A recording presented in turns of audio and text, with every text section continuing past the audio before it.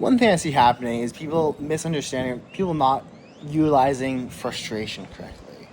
And I mean, I'm actually very good at this, and this is something I've been working on. But frustration, from my understanding, exists to force you to do activities that you're putting off by making you more and more frustrated until the frustration energizes you to the point where you eventually take care of the activity. And with that being said, I find frustration to only be useful in terms of getting you to the point where you're actually willing to take action. Once you decide to take action on the activity and you start on it, you overcome that inertia of starting something. I find frustration useless and detrimental because it will narrow your focus and your thinking and stop you from coming up with creative solutions because it just like kills the creativity. It makes you try to get it done now. And when you're thinking like that, like, how do I get rid of this frustration? Like, once you start the activity, you need to relax. You need to breathe. You need to be like, okay, this frustration is no longer serving me. And you need to let it go. And trust me, if you don't finish that activity, that frustration is going to come back. But while you're working on the activity and doing what you can do to solve it, you need to let that frustration go any way you can. Well, not any way you can, but in a productive way, because it limits your ability, like the desire to get it done in order to release that frustration and the feeling like you need to hold on to that frustration until you accomplish the task or else you're not going to accomplish it gives you such short-term thinking that you rush it, you make mistakes, you try to patch it where you can, and you don't necessarily do the best job you can or make the best long-term decisions because you're so caught up in the now and the how do I get rid of this feeling. I feel like that's what a lot of people don't understand is they confuse, they think they need to stay frustrated until they finish the activity or else they're not going to finish it, and they utilize the energy it gives them, but it really just winds up with you doing subpar work, and for me most of the time creates more issues because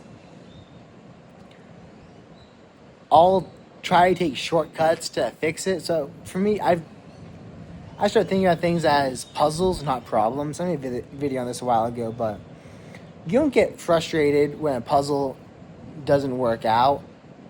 You try a different way, you think about it differently, and that's really the mindset I try to come from it because it gives you room for creativity and try to think about it from different angles and not be rushing yourself. Like, imagine if you had someone standing over your shoulder going like, come on, come on, come on. Like, it's not going to really be creative. You're going to kind of like have a really narrowed focus.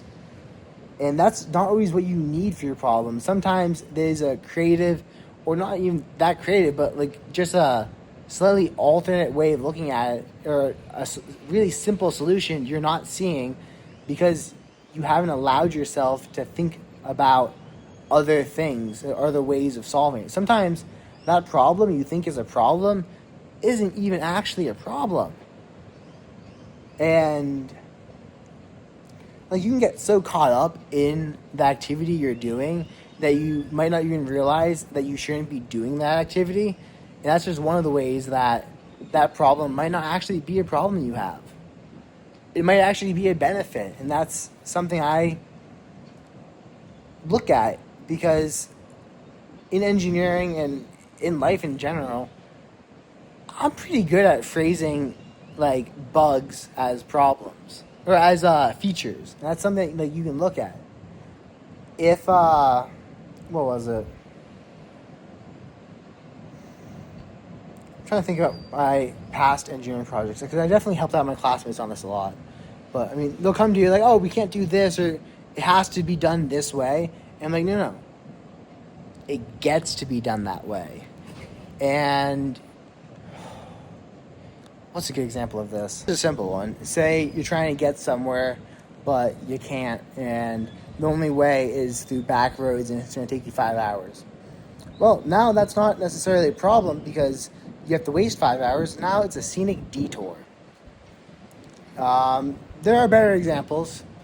They're not coming to my mind right now, but I mean, try to think about things and phrase them as, what if this is not a bug? What if this is a feature, and how can we make this a feature? And more often than not, you can come up with them.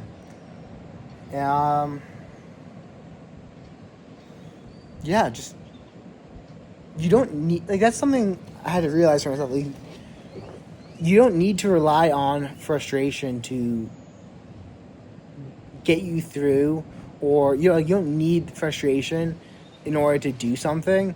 Frustration is good for getting you started, and then you need to have a trust that if you don't finish that activity, that frustration will come back in time. And it's kind of like your body pushing you to do what it knows you should be doing, which I personally find is really interesting. How at certain points in your life you might get frustrated with where you are, and that's just your body pushing you to make changes and to kind of grow up. You might become frustrated with your living situation and move out of the house. You might become frustrated because you don't have a girlfriend, and then that pushes you to go fix the issue and get the girlfriend. You might become frustrated because you're a loser, your life sucks, and you might decide to go join the wrestling team. You might become frustrated because everyone on the wrestling team whips your ass. So you might go do off season and gain a bunch of weight and work your ass off, and then come back senior year and go undefeated. So I try to notice where frustration is steering me, and then release it once I start the activity. And I use it more as guidance versus something that I don't really use as a source of energy once I start the task. But it is helpful for giving you energy to get the task started. Because there's a certain amount of energy you need to actually sit down and focus. And frustration can really be beneficial for that.